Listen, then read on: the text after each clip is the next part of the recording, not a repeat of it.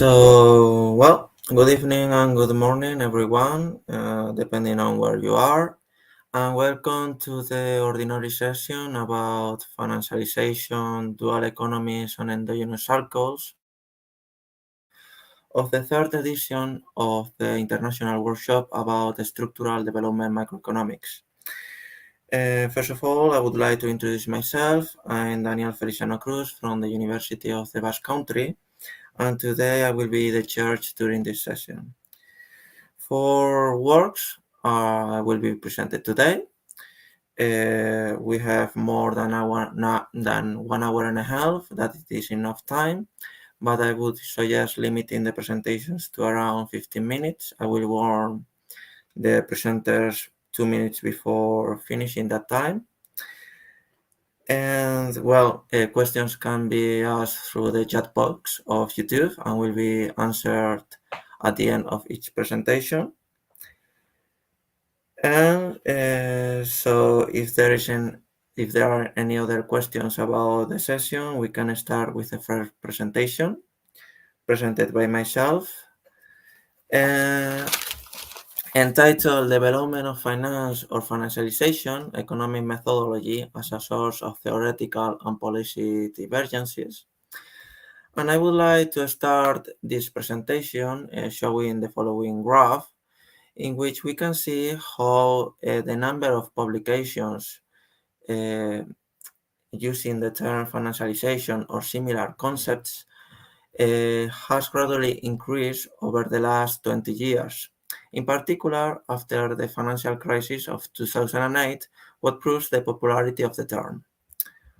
However, despite this popularity and the existence of some general descriptions of the process, like the one given by Gerald Epstein, the truth is that there is no analytical, sharp definition or clear definition about the concept, as there are multiple views. Authors like Stockhammer consider that these differences are mainly due to the inherent contradictory economic reality. However, and without neglecting this position, the aim of this paper is to prove that first, the different understandings of financialization are mainly due to the different methodological backgrounds of each of the school of thought. And second, that these divergences are not only relevant for the academic sphere, but have practical implications for economic policies. To this end, we will follow the following empirical strategy. The following strategy. First, we identify the main methodological foundations of each school of thought related to the topic. Then we link this methodological background to the financialization view of each of the schools, and consequently to the economic effects alluded, like for example on capital accumulation, income distribution, economic growth, etc. Finally, based on these effects, we explain what are the policy prescriptions or policy proposals proposed by each school of thought to deal with these effects. For example, in the case of neoclassical economics, the unifying principle is the Cartesian Euclidean thought, by which all economic propositions have to be derived from a series of actions by deduction. In our case, the main one is the agent's optimization behavior, and conclusions must be specified in relation to an historic equilibrium. These properties made these authors can therefore have an historical view of financialization as a new stage of capitalism, but as an expansion of financial activity necessarily explained by the optimization behavior and the benefits of the financial services that justify the increase of their demand. In this sense, it is considered that financial services help to reduce costs of information and transaction, promoting capital accumulation and innovation and therefore economic growth. Within this framework, the only negative effect of the growth of the financials or of an excessive growth of the financial sector might be linked to some kind of market failure like asymmetric information. Therefore, the policy prescription of neoclassical is focused on deregulating the financial system to promote the positive effects of the financial services, with the exception of if there is any kind of market imperfection, like for example asymmetric information or adverse selection, that would justify the intervention of the state. On the other hand, we have heterodox authors, like for example post-Keynesians or Marxists. These authors start their analysis using the Babylonian model thought and with realistic assumptions, what made them or enable them to have an historical view of financialization. In the case of the Marxist school, they start their analysis from based on the labor theory of value, the class struggle, historical materialism, the focus on the forces and relations of production. So they conceive financialization as a stage of capitalism related to some kind of alteration of the forces and relations of production in modern economies. However, there are multiple views within the Marxist school. Some relate these changes, for example, to globalization, and understanding the growth of finance as a tool to discipline the accumulation process in a globalized production. Others relate the financialization to the economic stagnation of economies, since the limits to profitability in productive investment would promote capitalists to invest even more in financial markets, financial assets, and financial products. And others are more focused on the financial sector, talking about concepts like financial expropriation, the financial expropriation of surplus from family through commissions or interest payments, or the role of the interest-bearing capital in more areas of economy.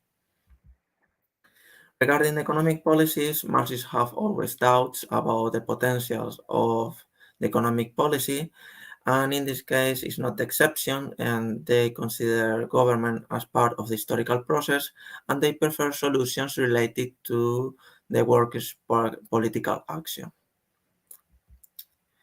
Finally, regarding the post-Keynesians, these authors start this analysis based on the conception of a monetized economies, on the principle of effective demand, the relevance of institutions, power, distributions, and all this, even if they also have a historical view of financialization like Marxists, they consider this stage of capitalism characterized by different institutional transformations linked to the growth of finance.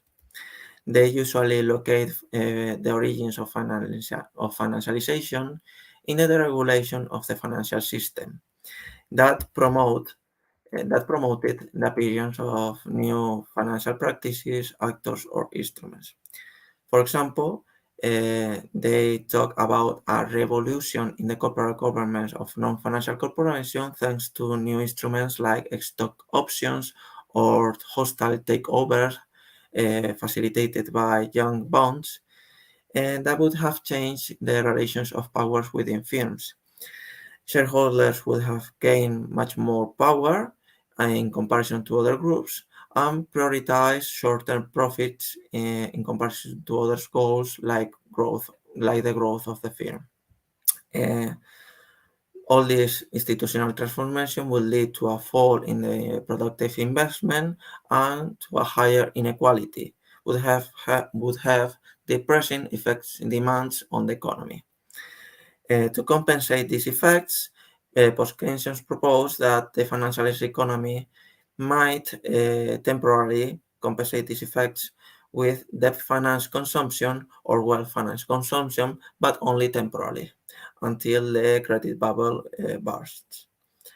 Therefore, focusing on these problems, post-Keynesians usually tend to propose policies to reverse the bad effects of financialization, like the regulation of the financial system, or low long-term interest rates, the use of palliative policy income reforms, or the use of fiscal policies to compensate the depressing effects on demand generated by financialization.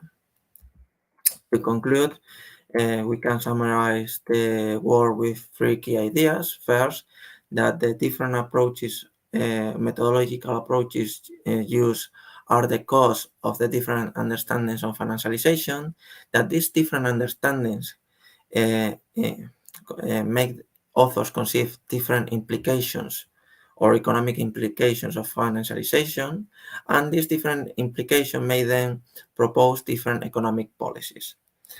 Finally, it must be noted that this lack of consensus might be positive, and it depends on the degree of communication, exchange of idea, or reaction among a school of thought, especially if there isn't a simple rejection between views, but some kind of exercise of containment, accepted paradox, or even synthesis between the schools when analyzing financialization.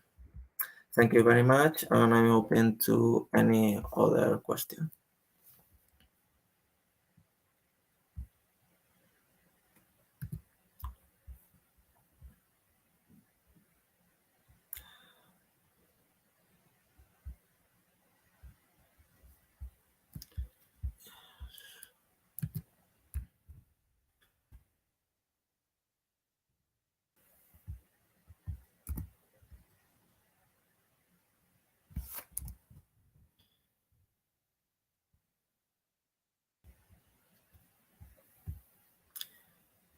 If there isn't any other question about the presentation, we can start with the following presentation. Paulo, are you? Yes, I'm here. Okay. Let So, me okay. share the So let's slides. start with the next presentation entitled Real Financial Market Interaction in Dual Economies, and presented by Paulo Medeiros from the University of Siena. I will tell you, it's like before finishing in 2 minutes, I will tell you. Okay. Okay. Just a sec.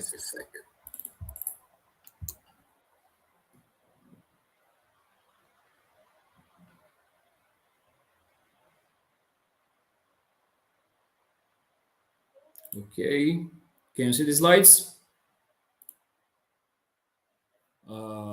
Let me know if I can start. Or okay. So it's a different name now. I made some changes after visiting some different congress. This is one of the chapter of my PhD thesis: business cycles, dual economies, and real financial market interactions. On that paper, I'm trying to explore some dynamics regarding real and financial markets at the same time. It's a common topic in economics, especially after 2008, right? And we see it's between after the 28 crisis, we have a lot of new papers regarding that kind of interaction, like on the mainstream and also in alternative views. I'm basing that paper on recent results that challenge the view of pure exogenous cycles on the economies. And so we try to use alternative models with endogenous dynamics. There's a lot of authors working on this right now, and I'll try to get on the way. But I wasn't able to find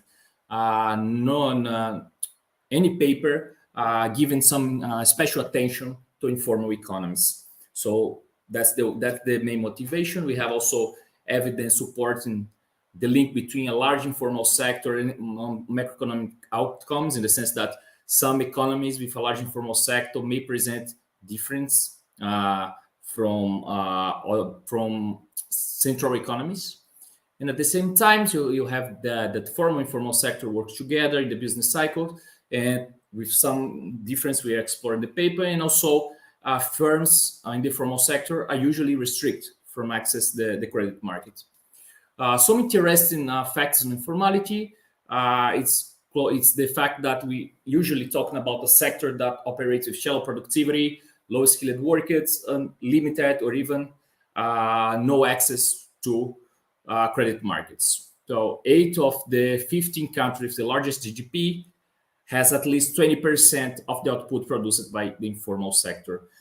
This shows how important it is to start to understand the impacts of the informal sector, especially because it counts to that 20%, but in the future, probably this percentage will go up even more.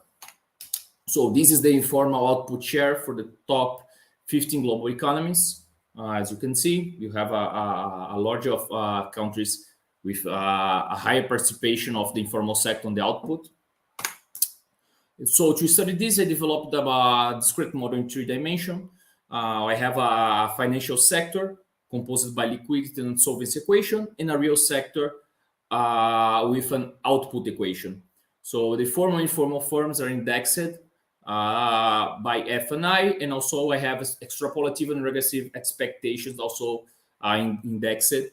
So I have a switch mechanism, the spirit of Minsky and McFadden, to account for the transition between the both formal and informal firms, the extrapolative and regressive expectations, and my demand is induced by a production via hyperbolic tangent production specification.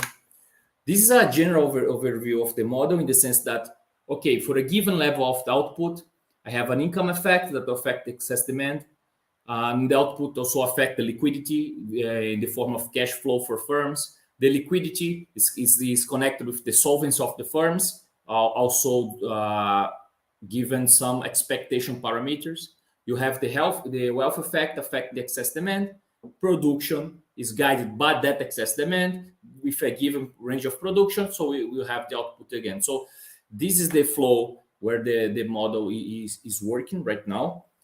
These are some key equations for the financial side.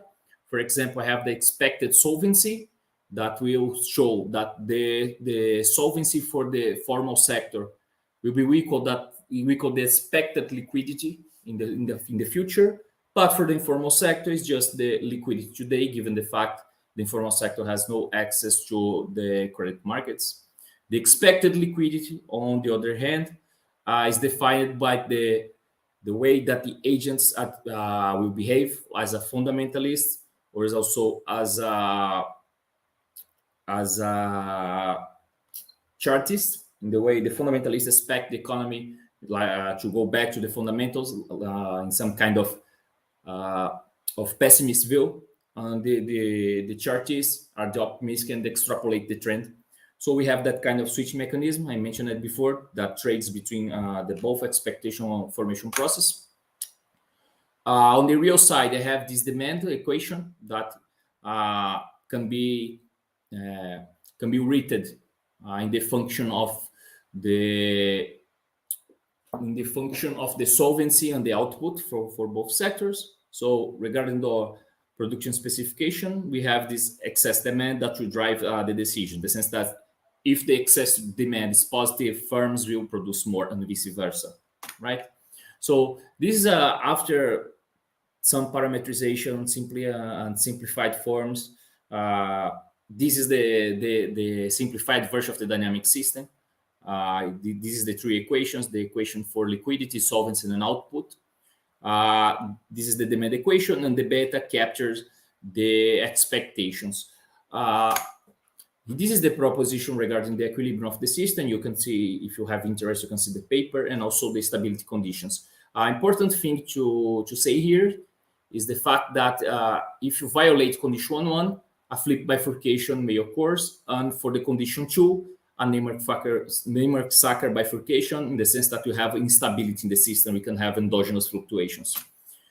This is the behavior of the liquidity and solvency in a bifurcation diagram, in the sense that when we increase the parameter lambda that represents the share of the formal sector in the economy, we can see that the liquidity and the solvency will start to present endogenous fluctuation after, in that example, closer to 0.5.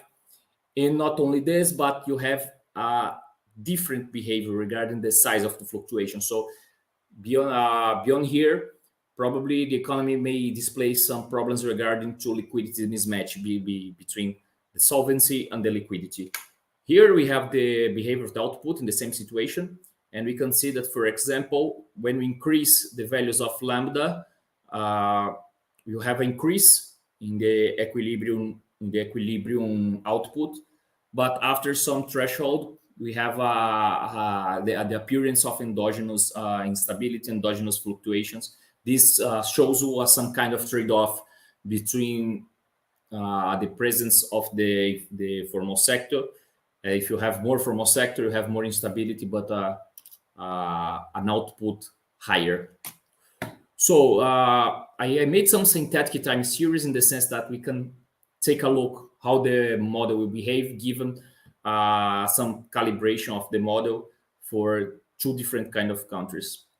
And regarding the expectation parameters, I'll use the same for both countries. This is a time series for Brazil. Not look like, but this is we're looking at two different series for a super small change in the initial condition.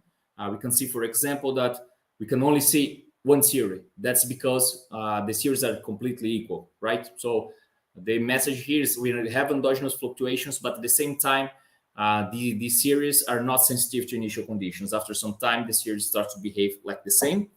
And the opposite is not true when we go to the United States case, when we have some minor change in the initial condition after 2000 periods, like excluded for this graph, we have endogenous fluctuation also, but we have sensitive to initial condition, and the series start to behave completely different. This is a indication that we may have chaotic dynamics in the model. As we can see, if we plot it on a 3D that equals the three time series, we can see a behavior that remembers a chaotic kind of motion. So this probably is connected to the fact that we have a chaotic attractor. So in that sense, maybe some kind difficult to understand what the next movements of the time series. So for policy implications, it must be interesting to know that maybe the policy won't have the effect you're expecting given the chaotic behavior of the time series. So as the results suggest, we have different results for United States and Brazil calibration. With the United States economy with larger formal sector, you have more instability with a presence of chaotic attractor. And in economies with high informality, such as Brazil, probably the lack of external funding decreases instability from the expectations channel, given the fact that firms are operating only with the cash from today to fulfill the solvency obligations. And the output volatility does not necessarily translate into qualitative changes. I say that because the United States, the Brazilian series has initial output more volatile than the United States, but in some situation, this not necessarily will become a qualitative change in the series. Not necessarily it will become a chaotic behavior. So just look at the volatility of output of a time series. It's not a sufficient condition to say something about a change of qualitative behavior. To conclude, I constructed that dynamical model trying to capture real financial market interactions with two sources of heterogeneity: the church's fundamentalist expectations on the financial sector and the formal informal sector on the real dimension. We saw that the model is consistent with flip and numeric cycle bifurcation and can lead to persistent fluctuations and complex dynamics. The numerical experiments shows that greater instability can follow economy with more significant formal sector. And for the next step, I'm thinking about the interaction of the deterministic skeleton of this model with the stochastic shocks to see the general behavior of it, and also the employment dynamics and how can I use sectoral endogenous sectoral composition to see what happens when you have some change between the share of the formal and informal sector or the share of the production at a given moment of the business cycle. And that's it. Thank you very much.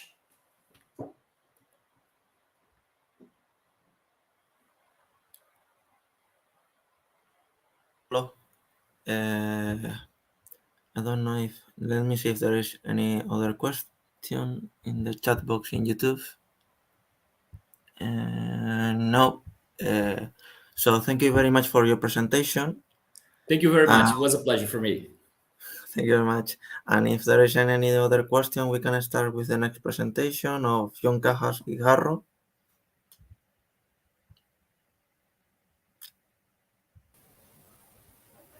Entitled Two Dynamic Models of Distributive and Financial Endogenous Cycles. So, Okay. John, are you ready? Yes, just a second.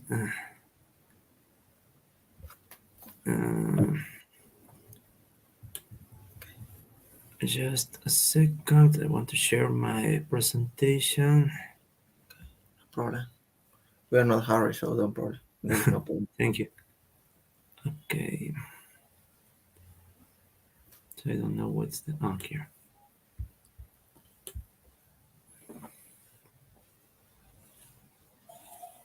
Okay, so please tell me if you can see my slides.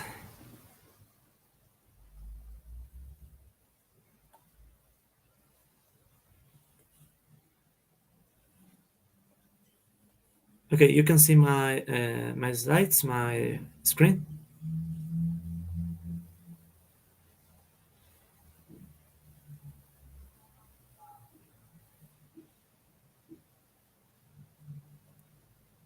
Well, I guess yes. Thank you.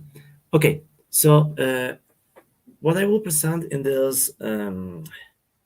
Sorry, I want to take the time. Okay, sorry. Well, what I want to present you in this presentation is a proposal of two dynamical models of distributive and financial endogenous cycles. Um, the idea of this model is that, well, as we have seen also in the presentation of Paulo, we know that economic fluctuations in capitalism are complex, and also we know that there are a lot of interactions between the real sector and the financial sector. But also, I want to emphasize that there are other interactions. For instance, we may have interactions between this distributive cycle associated with the struggle between capitalists and workers when defining the distribution process, and financial cycles, of course, associated with, for instance, the dynamics of debt and also the dynamics of the interest rate and so on. There is a strand of literature that tries to understand the interaction between these two processes, the distributive and the financial cycles, through high dimensional dynamical systems that try to combine insights from the model of endogenous cycles of Goodwin and some ideas from Minsky and his proposal of the financial instability. And maybe the most relevant work on this literature, or well, the seminal work on this literature, is the paper from Steve King in 1895, and some updates of the paper, particularly the 2020 version, where King tries to present how the combination of the Goodwin model with Minskian ideas may be able to generate endogenous cycles and also complex dynamics. So, in this sense, the work I will present now is fits in this literature by trying to present two theoretical models. First, I present a model that I will call Model A. This Model A considers a situation where aggregate aggregate investment equals aggregate savings. But also, I will assume that there is some kind of delay between the time capitalists save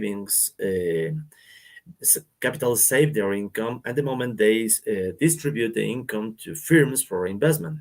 So there is some kind of delay, and this delay will lead firms to demand credit from a renter class in order to sustain their cash flows.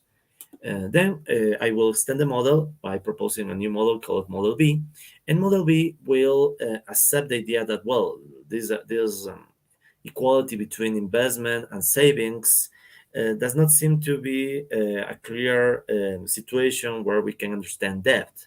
So instead, Model B extends the model by including an investment function, and also it lets the chance to have non-zero excess demand and the economic effects of the non-zero excess demand. Okay, so we will, in the paper, we study the analytical properties of the model, and also we present some numerical simulations, and in particular, we identify the existence of some limit cycles, and also we identify the pattern that these limit cycles are highly influenced by the distribution of the bargaining power between workers and capitalists, as well as the behavior of the central bank and the renter class. And finally, from these models, we will try to present a preliminary proposal of how we can identify different financing regimes in the sense proposed originally by Minsky. Okay, so I will go on with the assumptions of Model A. We have a closed economy without government. We have three social classes, capitalists, workers, and renters. And also we have a central bank. There is only one good that can be used for consumption or investment. There is capital only in the form of fixed capital and without depreciation. We assume that prices are defined by adding a markup to primary costs in the tradition of Galeski. Also, we assume in Model A that, well, we have savings equal investment, so there is no excess demand.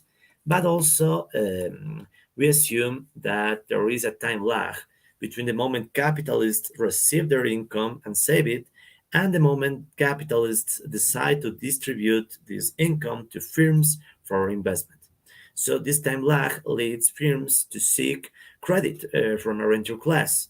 So the renter class borrows money to facilitate liquidity, but they also charge an interest rate. Also, we assume that credit allows firms to sustain their economic activities. Okay, we have another assumptions. These are simple models, well, kind of simple models. So we assume that workers and renters do not save. We assume also that employment and inflation accelerate the money wage. In this sense, we use an extended Phillips curve in the tradition of Goodwin, but also in the tradition of the Say.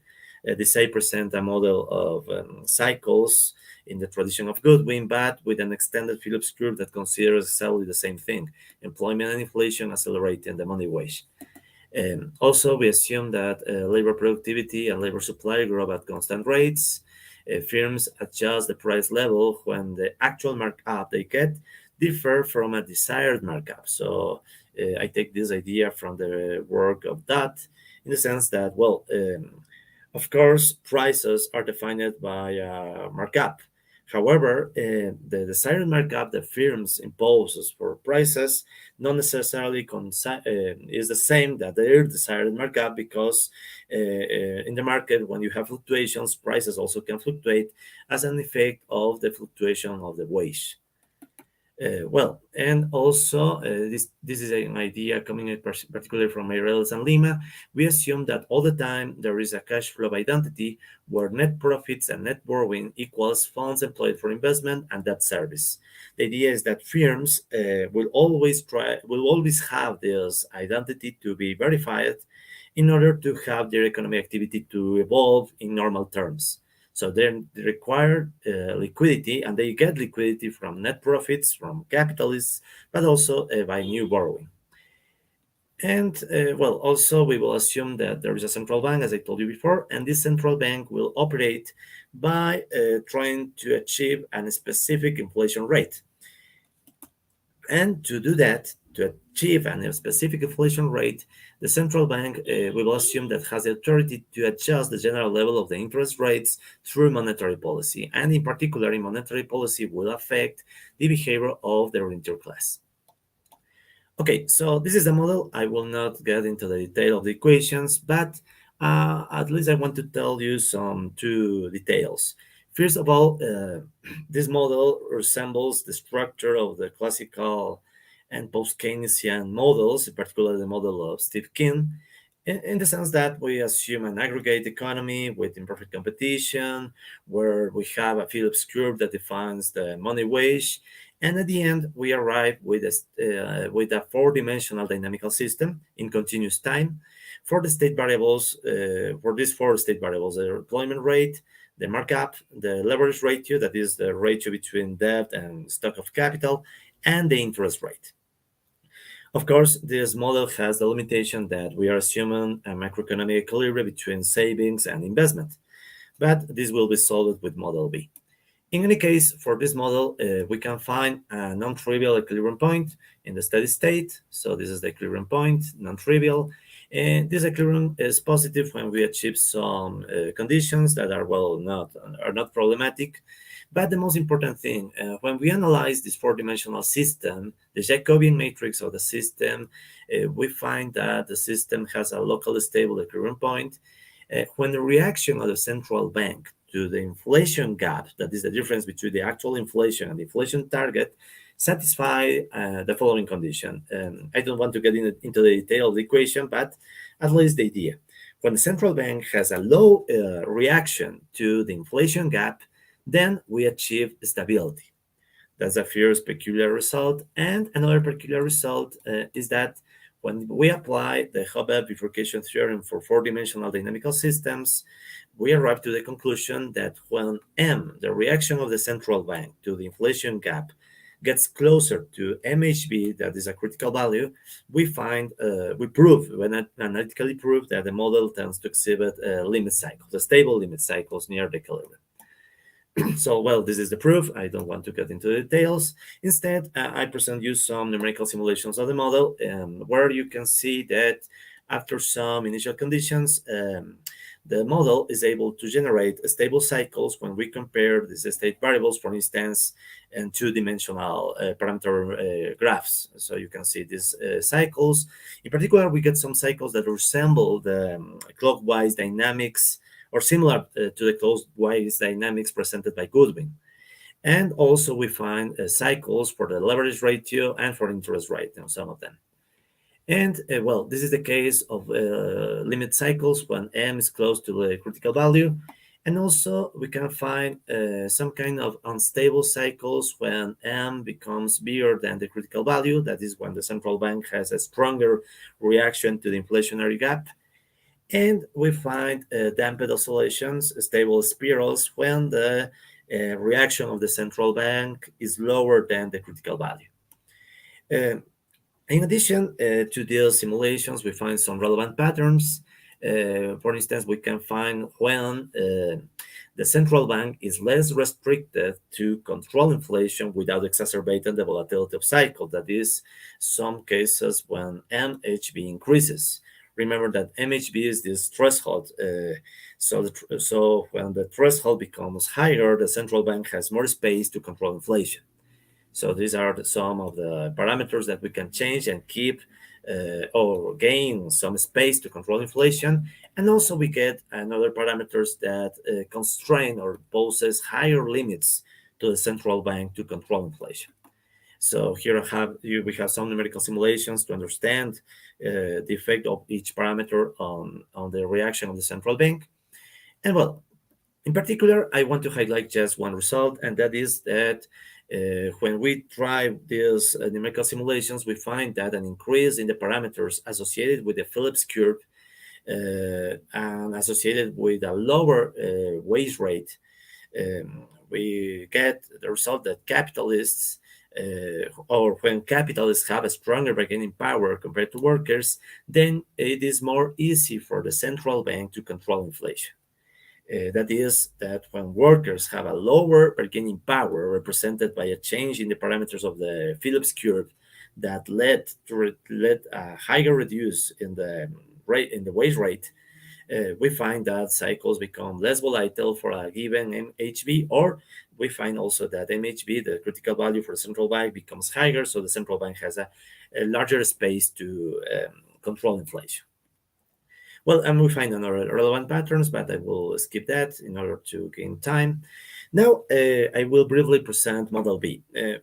If we remember, Model A has the limit or the problem that it is assuming that savings and investments are equal. And we have to get to add the assumption that there is some time delay between savings used by the capitalist or obtained by the capitalist and then distributed to firms. In Model B, we try to overcome the problem by including the idea that if we have the possibility to have financing investments through debt, and also we assume or we consider the effect of a non-zero excess demand. In this sense, we include a new variable, the capacity utilization rate, that can be adjusted, or in fact, it adjusts in response to excess demand. So here we include some mechanisms, some basic mechanism of adjustment proposed by that. And we recommend to compare this with the model of Sordi and Berselli, which is a model that presents a different way to adjust to the case of excess demand if you want some kind of variation of the model presented originally by King. Also, we include additional assumptions. For instance, we assume that the capacity utilization has a positive effect on the growth rate of productivity following the Caldor-Burton effect. Here we take as inspiration the work of Davila, Fernandez, and Sordi, 2019. Sorry, I have to include the year. And also, we assume that firms follow an investment function. So this investment function follows the canonical form presented by that, in the sense that investment depends on the profit rate and the capacity utilization rate. And well, since firms decide to follow an investment function, therefore they do not need to keep the equality between savings and investment, and therefore debt becomes relevant to finance investment.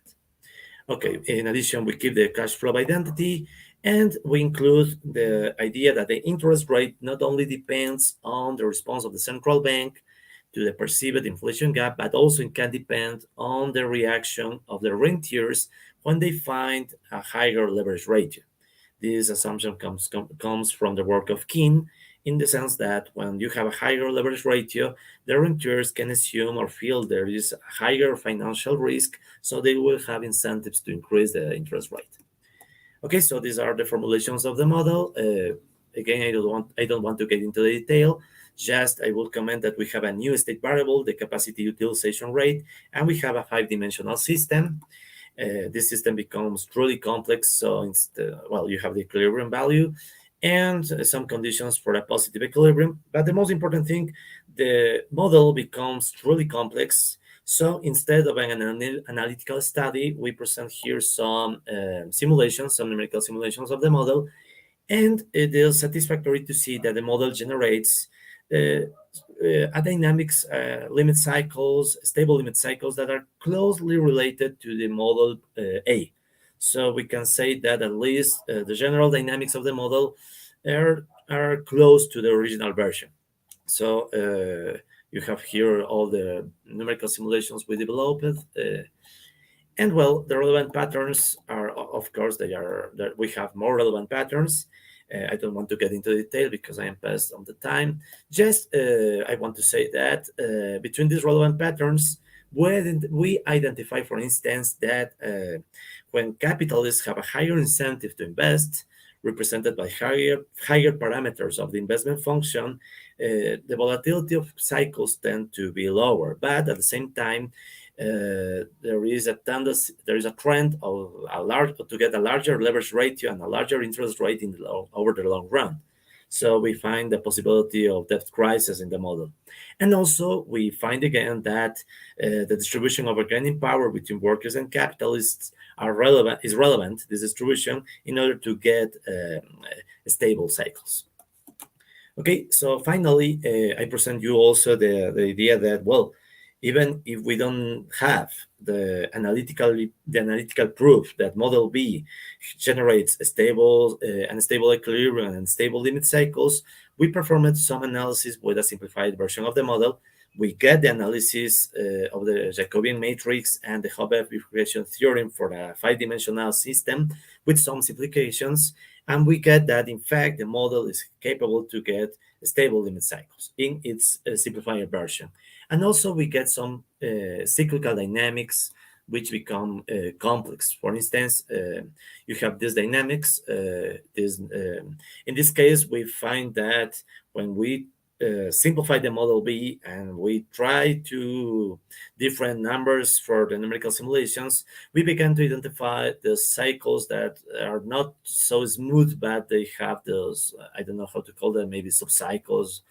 And when we have these two-dimensional plots, two-dimensional parameter graphs, we can find, in fact, that you have cycles with some weird dynamics that maybe resemble some chaotic behavior of the model. Okay, and finally, to conclude, the model we present has the capability to recognize different stages or different financing regimes within the cycle.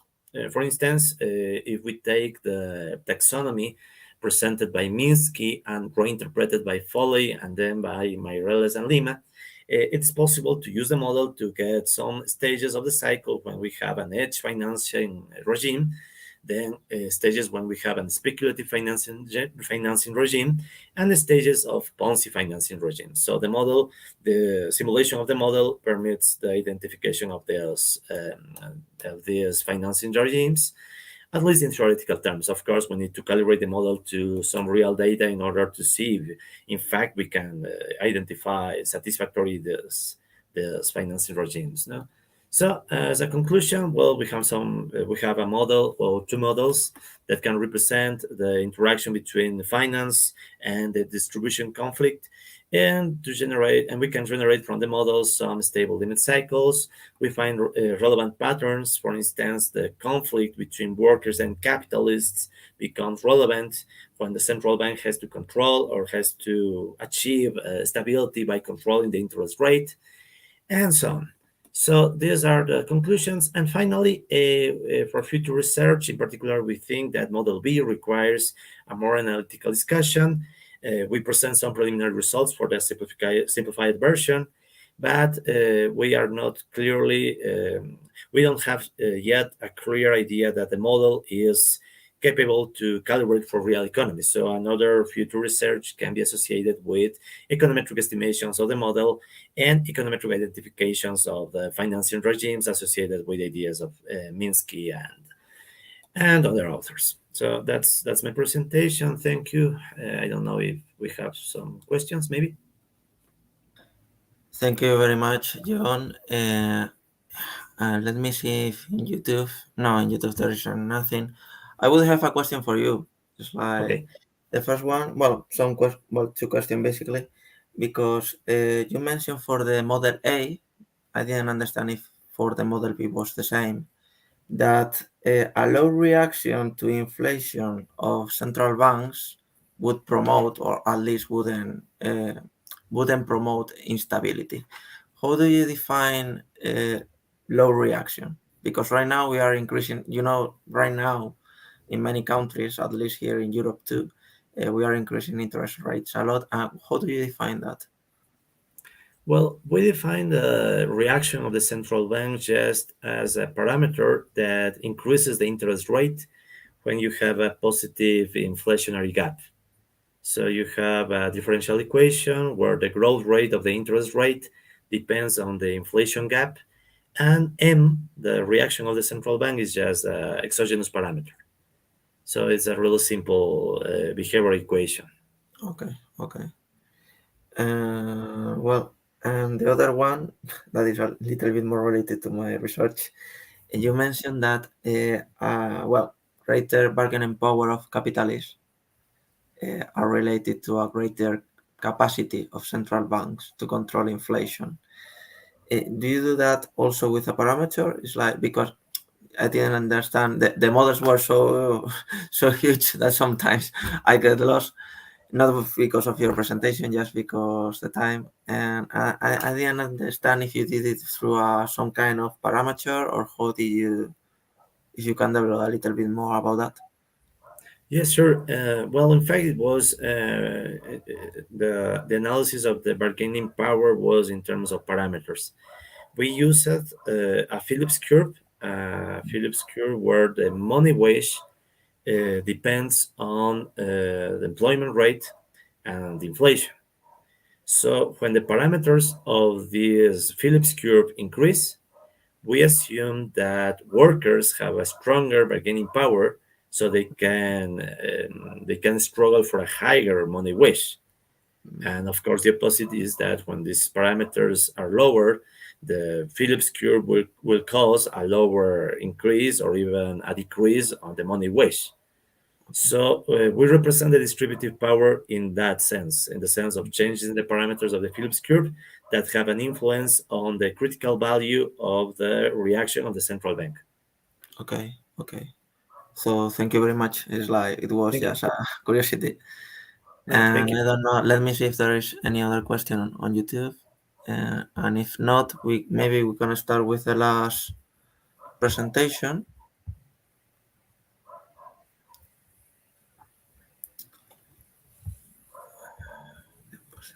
So, oh,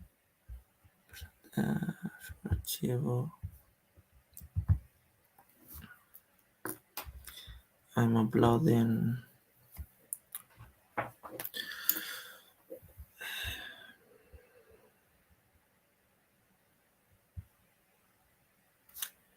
So, well, let me.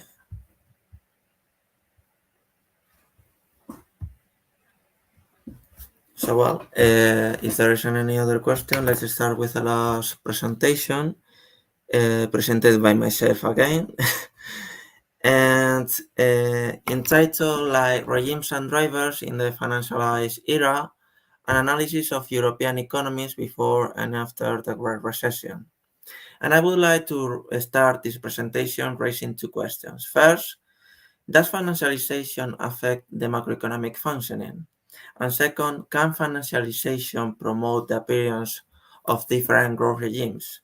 Well, these are the questions that I would like to analyze during the following sections of this presentation.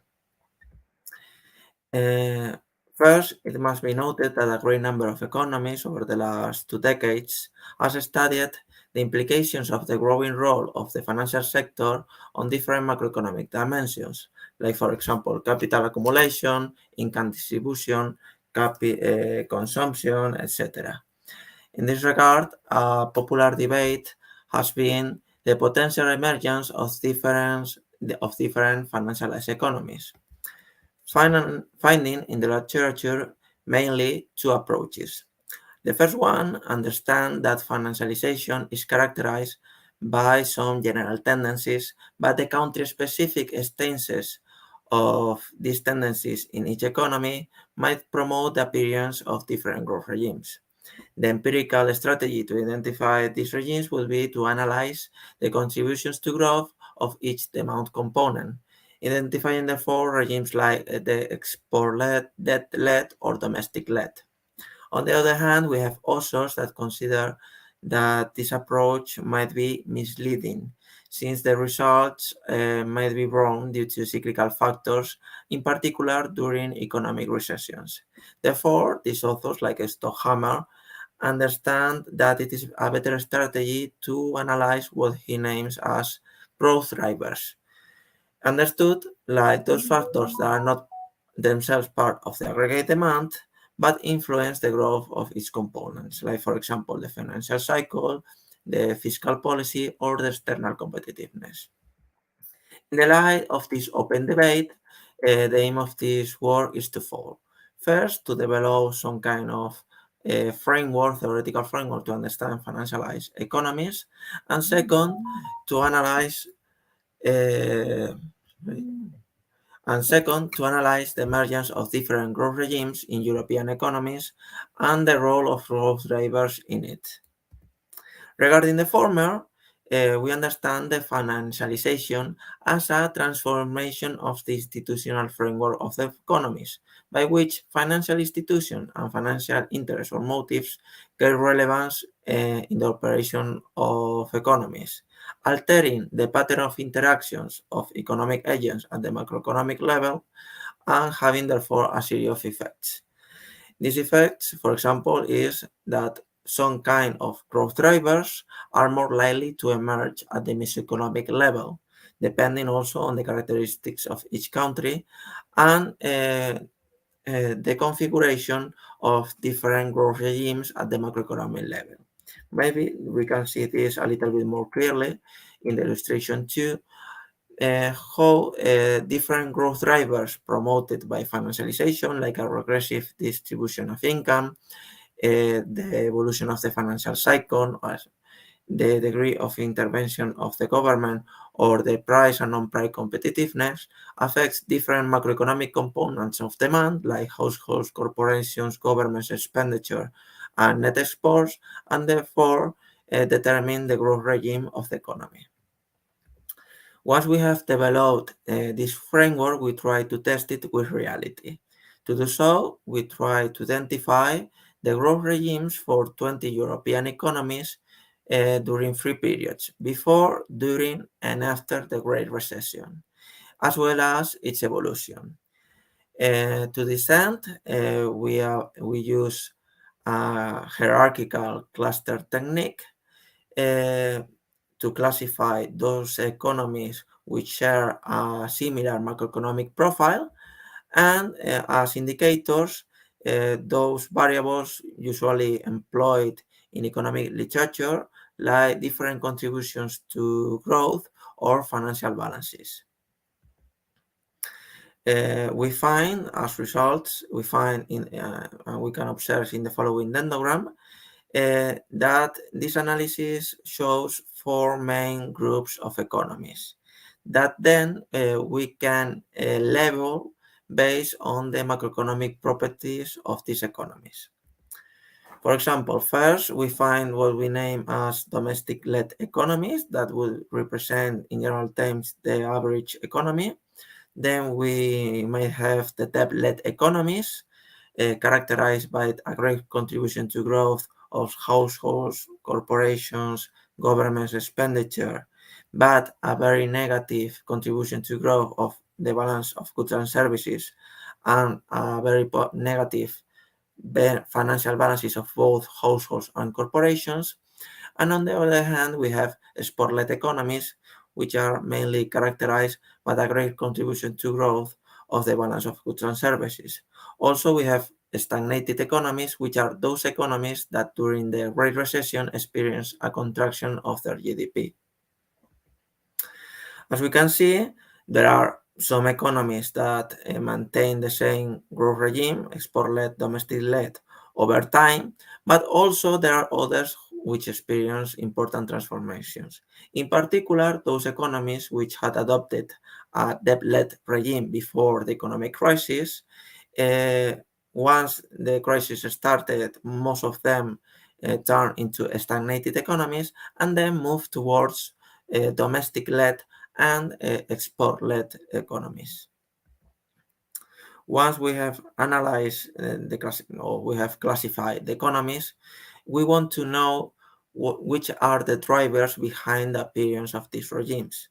To this end, we use a multinomial logistic regression using as dependent variable the categories the regimes already mentioned, and as explanatory variables, sorry for the presentation, as explanatory variables, some proxy indicators of the growth drivers that we consider that financialization would have promoted. The preliminary results of this research are promising, since we find, for example, that a larger public expenditure reduces the likelihood of appearance of a debt-led regime or export-led regime in comparison to a domestic-led economy.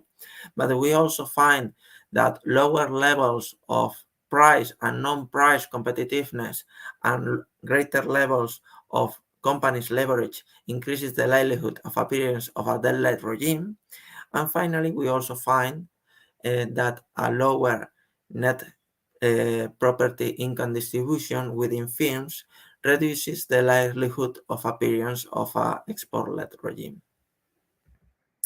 Therefore, and to conclude this presentation, we can say that both approaches, growth drivers and growth regimes, can complement each other. That in Europe we can find at least 4 main typologies of growth regimes, but we can study a little bit more this, and that government intervention, companies finance, and external competitiveness were important drivers for the appearance of these growth regimes in Europe during the last decades. Well, thank you very much for your attention, and I open to any question in the chat or here. Thank you very much.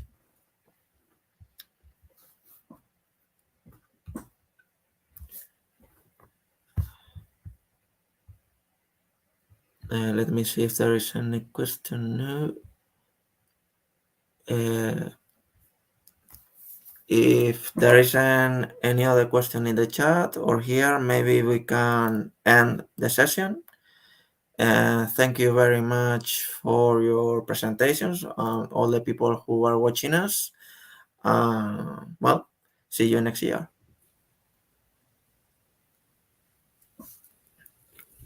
Thank you. Thank you.